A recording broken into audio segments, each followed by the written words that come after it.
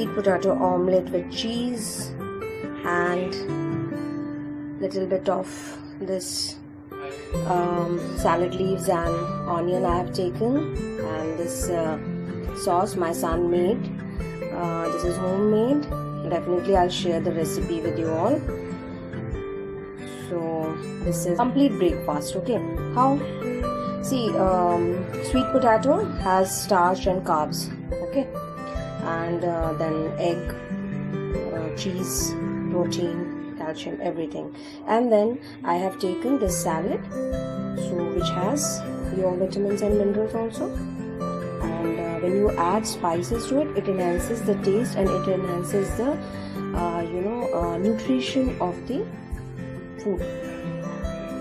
So in this lockdown period, try to have healthy food as much as you can, healthy and light food, because there is not much activity we are doing. Yes, female like me can have more because they are working more.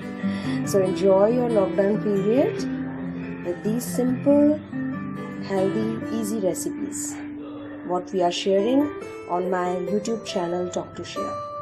Please subscribe and press the bell icon to get notifications and share it with your friends and family. Thank you.